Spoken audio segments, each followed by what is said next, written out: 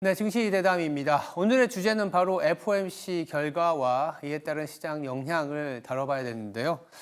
아시는 것처럼 오늘 새벽에 연준의 7월 통화정책회의 FOMC가 열렸고 시장의 기대대로 그리고 컨센서스대로 동결 그리고 해석에 따라 다르긴 하겠지만 그래도 9월 금리 인하 가능성을 열어둔 그런 회의였습니다. 시장은 환호를 했고 금리도 하락을 했습니다.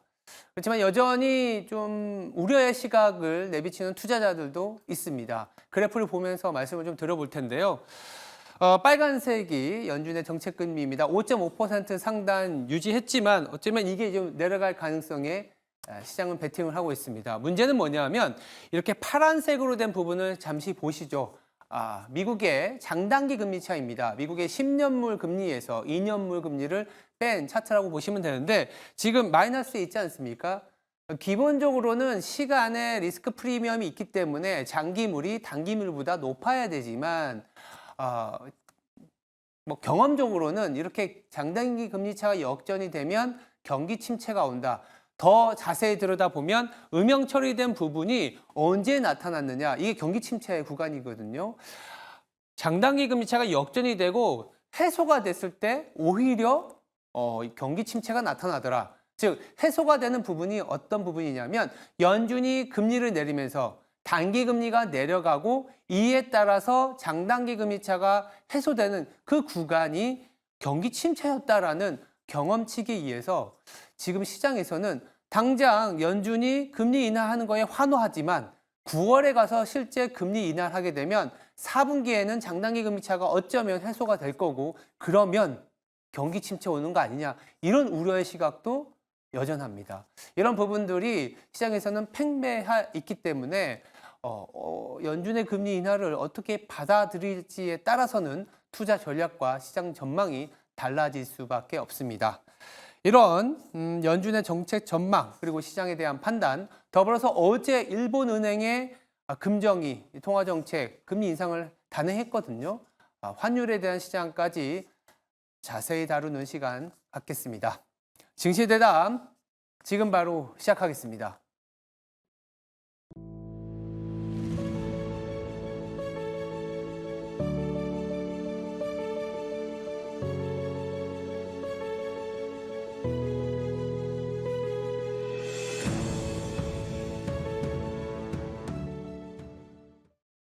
네, 증시대담 시작하겠습니다. 자리에 변정규 미주은행 전무 나와 있습니다. 안녕하세요. 안녕하세요. 네. 조금 전에 7월 FOMC 끝났습니다. 연준의 금리 인하 시그널이 있는지에 따라서 그리고 그에 대한 해석을 굉장히 주목을 하고 있었는데 전무님은 이번 회의 결과 어떤 부분에 좀 주목을 하셨나요? 네, 우선 지금 발표된 대로 금리는 동결이 됐습니다. 네. 예. 그리고 가장 기대했던 구체적인 다음번 FOMC죠. 9월 FOMC에 인하 시그널이 있을까라는 부분에 대해서는 명확한 시그널은 없었어요. 네. 예, 그렇지만 기자회견 중에 데이터가 계속 뒷받침이 된다면 9월 회의에 대입을 해서 인하를 논의할 수도 있다. 이렇게는 구체적으로 얘기했습니다. 하지만 이런 것들을 갖다가 조금씩 성명서의 변화에서 읽을 수가 있었어요. 그래서 두 가지가 있었는데 연준의 두 가지 정책적 목표인 통화정책 목표인 첫 번째는 물가 안정이죠. 물가가 그렇죠. 사실은 작년에 FOMC를 다 뒤덮었습니다. 주제였죠. 이 물가 관련해서 굉장히 이제 안정세로 돌아갔다는 이러한 문구로서 저희가 확인을 할 수가 있었고요. 예. 두 번째 고용에 있어서도 최근에 고용이 좀 약간 상반된 약간 그러한 입장을 보여주고 있어요. 실업률은 4.1%로 지난 6월 기준 네. 조금 올라갔습니다. 이게 맞아요. 올 초 지금 3%대 후반이었죠. 중반 네. 후반에서 지금 이렇게 계속 올라가는 추세를 보이고 있어서 약간 우려스럽긴 하죠. 네. 그에 비해서 non-farm payroll이라고 하죠. 신규 고용에 있어서는 20만 명 이상 이렇게 올라가는 또 어떻게 보면 경기가 둔화되지 않는 예. 좀 이런 모습을 보여주고 있어서 고용이 좀 어떻게 보면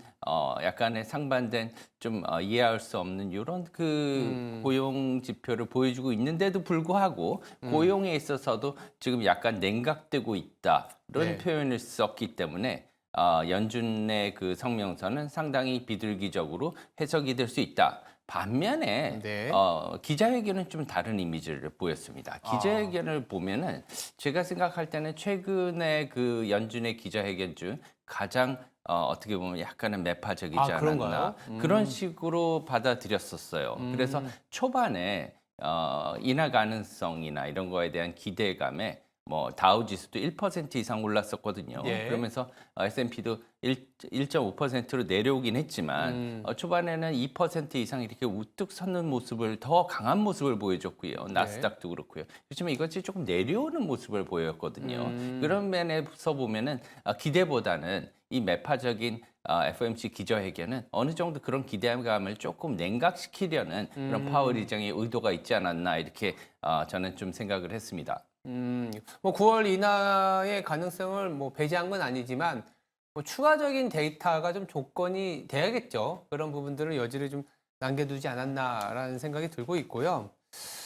그리고 이제 그 기자회견에서도 이제 나왔던 게 정치적인 얘기들이 나왔어요. 그러니까 트럼프 후보가 금리 내리지 마라 대선 전에 뭐 이런 얘기도 했다라면서 질문도 있었는데 연준의 금리 경로의 최대 변수가 되기도 하고 있습니다. 재정 정책에 따라서 금리의 방향성도 달라질 수 있기 때문에 인플레이션 압력이 어떻게 전무님은 이 민주당 그리고 공화당 쪽의 후보별 시나리오로 봤을 때 이 금리의 방향성 어떻게 될지 조금 미리 한번 생각을 해볼 수 있지 않을까요? 그렇죠. 굉장히 중요한 지금 화두죠. 예. 미국 대선이 11월 앞두고 있기 때문에요. 네. 저희는 뭐 미국은 조금 멀기 때문에 누가 대통령이 되는지 직접적인 영향은 없지만 이게 금융시장에 영향을 주기 때문에 관심이 있는 그렇죠. 거죠. 그리고 두 후보의 정책이 상당히 다릅니다. 맞아요. 예, 이런 것들이 지금 최근에 환율에 관해서도 엔화에 대해서 어떻게 보면 약간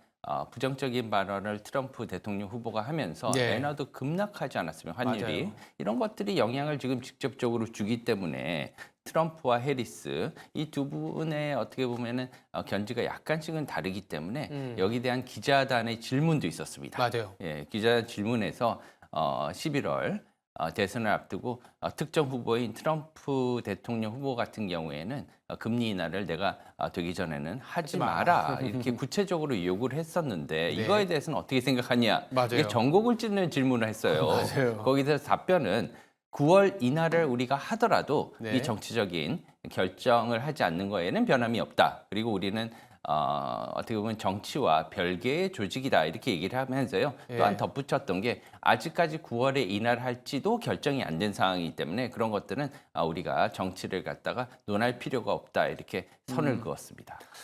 사실 또 원론적으로도 뭐 그런 질문에 그런 대답이 나올 수밖에 없고 더불어서 지금은 뭐랄까요 본인이 대통령 4번이었나 뭐 이렇게 얘기를 했던 것 같아요. 근데 통화 정책에 크게 그렇게 변수를 작용하지 않았다. 데이터를 보고 간다. 뭐 이런 식으로 얘기를 했었던 것 같습니다. 이번에는 사실 이번 주에 FOMC도 FOMC였지만 굉장히 중요하게 봤었던 게 일본은행. 어제 이제 결정이 났죠. 금리 인상을 단행했습니다. 국채 매입까지 축소하는 부분들도 나왔었는데요.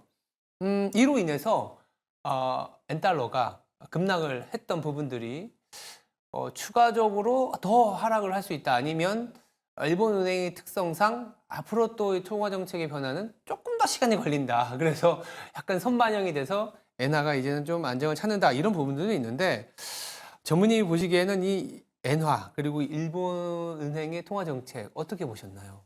뭐 요즘에는 그 달러보다도 어떻게 보면 엔화의 방향에 대해서 더 관심이 많은 것 맞아요. 같아요. 엔캐리니 뭐니 이런 얘기들이 많이 나오니까요. 이게 이유가 뭐냐면은 엔이 그동안 이자가 없었지 않습니까? 네, 맞아요. 그러면서 이제 이자가 생기다 보니까 해외에 있던 이런 엔화 자금이 다시 일본으로 회귀하는 거 아니냐. 금리가 높아졌으니까 이런 우려가 있기 때문이다. 그렇죠. 이때까지 지금 글로벌 경제가 싼 일본의 자금을 쓰고 있었는데 이런 싼 자금을 더 이상 못 조달하게 되면 앞으로 이제 세계 조달 금리가 전체적으로 더 올라가는 게 아닌가 이러한 우려가 있기 때문인데요. 기본적으로 말씀드리면 최근에 엔화의 그 방향은 굉장히 변동성이 많이 있습니다. 그래서 어제만 해도 일본은행의 결정이 있고 난 다음에 예. 0.15%포인트 인상했죠. 맞아요. 15bp를 올리긴 했는데 보통 인상을 하게 되면 이제 엔화가 더 강해져야 되거든요. 맞아요. 바로. 근데 뭐 152엔 달러당 152엔에서 153엔까지 올라갔다가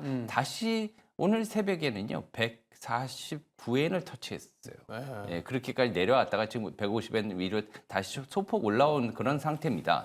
하지만 이러한 그 엔화 강세는요, 일단 추세적으로는 반전했다고 봅니다. 그렇기 때문에 다시 155엔, 160엔 이렇게 가는 상황은 가정하지 않고 있습니다. 네. 그렇기 때문에 추세적으로는 계속 조금씩 강해지는 이런 모습을 보일 거고요.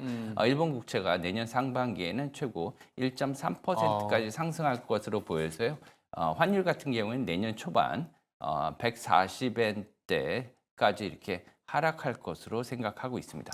근데 말씀 주신 것처럼 이 통화 정책의 변화 시기, BOJ 특히 또 FOMC도 연준도 금리를 내리는 과정이고 일본은행은 금리를 올리는 과정이었기 때문에 거기다가 이제 트럼프 후보의 약간의 어떤 그 변동성 자극 요인도 있지 않습니까?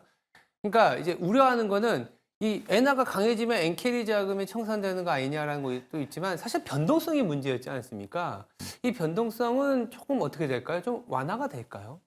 네, 11월 달 대선까지는요, 환율의 변동성도 굉장히 클 것으로 생각이 됩니다. 아, 그래요? 예, 왜 그러냐면 금리 인하를 둘러싸고 아까 정치적인 변수에 대해서 잠깐 앵커님이 질문을 주시고 저희가 네. 논의를 했지만 네. 조금 더 나아가서 보면 오늘 기자회견에서 성명서와는 비둘기 성명서와는 다른 네. 조금의 그러한 매파적인 기자회견이 있었던 것은 네.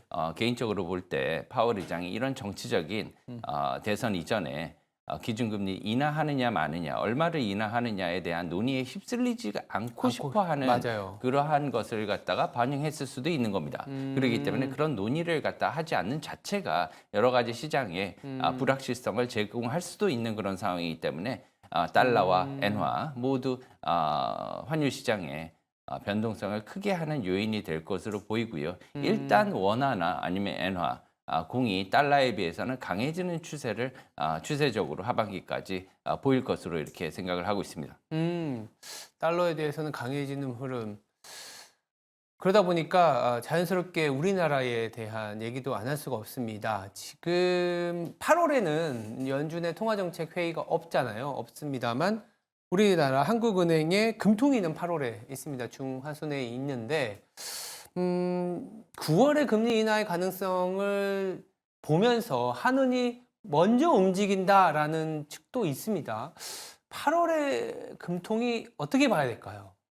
글쎄요, 사실 테이퍼링 이후에 금리 인상을 2년 전에 하긴 했지만 미국이 그러면서 굉장히 빨리 급작스럽게 5.5%까지 기준금리를 올리지 않았습니까? 네. 하지만 선제적으로 금리 인상을 한 건 사실은 한국은행이에요. 맞아요. 한국은행이 더 빨리 금리를 올렸는데 이번에도 그러면 더 빨리 금리를 내릴 것인가 이런 거에 대해서는 당위성이나 아니면 실현 가능성에 있어서 두 가지 다 의문을 가지고 있습니다. 왜 그러냐면 지금 환율이 아직도 높고요. 맞아요. 국내 금리가 이것을 선반영을 하고 있기 때문입니다. 왜냐하면 지금 지난 한 달 동안의 국채 금리를 보면 미국의 국채 금리보다 오히려 더 빨리 떨어지는 그런 상황을 보고 있습니다. 지금 그래서 국채 금리가 전 구간에서 약 3% 언저리에서 지금 거래는 되고 있지만 2%까지 지금 거래가 되고 있거든요. 이번 주에 그랬었죠. 예, 그렇기 때문에 이렇게 빨리 선반영을 하고 있다는 거. 2번에서 최대 3번까지 금리 인하를 하는 것을 지금 벌써 기반영 중입니다. 그렇기 때문에 이런 것들을 갖다가 좀 생각해 볼 때 어느 정도의 기준금리 인하 그리고 언제 기준금리 인하를 하느냐는 우리나라 전체적인 환율뿐만이 아니라 금융기조에 상당한 영향을 보일 것으로 보이기 때문에 부동산도 벌써 지금 들썩이고 있지 않습니까? 그렇죠. 이런 것들을 전체적으로 고려해야 될 것으로 당위성 입장에서 생각을 하고요. 필요성 입장에서도 더 빨리 할 필요는 없다. 개인적으로 이렇게 생각을 하고 있는데 한번 두고 보시죠. 네. 일단 뭐 뉴스나 이렇게 보면 한은의 결정에서 부동산도 한 축을 담당하고 있고 더불어서 말씀하신 것처럼 환율이라든지 시장 금리가 워낙 그 금리 인하에 대해서 선반영을 많이 하다 보니까 쉽게 연준에 앞서서 금리 인하를 단행하기는 조금은 어려울 수 있는 국면이기도 합니다. 자, 이제 오늘 8월 1일입니다. 8월이 시작이 됐습니다. 7월이 조금은 변동성이 특히 FX 환율 시장에 있었는데 그게 또 주식시장에도 영향을 줬습니다. 8월에는 우리가 어떤 시장을 대응하고 전체적인 자산에 대한 접근이 필요한지 조언 좀 부탁드립니다. 네, 이제 7월 달이 지났죠. 이제 7월 달이 아직도 뭐 하루 좀 남아 있긴 네. 하지만 사실상 이제 7월 달은 갔고요. 8월 달에 이제 앞두고 있습니다. 그리고 9월 달에는 다시 FOMC가 있는데 네. 9월 달에 FOMC는 좀 멀어요. 그렇지만 8월 달에는 굉장히 중요한 이슈가 하나 남아져 있습니다. 잭슨 홀. 예, 잭슨 홀 미팅이죠. 20일 날 한국 시간 기준 발표가 되게 돼 있는데요. 여기서 연준의 파월 의장이 앞으로의 통화 정책 방향 그리고 계획을 갖다가 말할 수 있는 청사진을 공유할 수 있는 좋은 장이 될 것입니다. 이때 아마 하반기에 금리 인하 가능성에 대해서 얘기를 할 것 같은데요. 네. 지금 현재로서는 시장의 기대가 많이 크기 때문에 이것을 거스를 생각은 없을 것으로 생각해요. 그래서 네. 앞으로 주식시장에는 청신호가 켜질 것으로 보이지만 네. 그래도 금융시장은 변동성이 굉장히 크고요. 미국 대선을 앞두고 있기 때문에 분산 투자 원칙, 과도한 위험자산 배팅은 금물이기 때문에 이런 것에 유의를 투자를 하면 좋지 않을까 이렇게 생각을 합니다. 알겠습니다. 네, 지금까지 FOMC의 리뷰 그리고 어제 있었던 일본은행의 통화 정책까지 두루두루 잘 살펴봤습니다. 지금까지 변정규 미주은행 전무였습니다. 말씀 감사합니다. 감사합니다.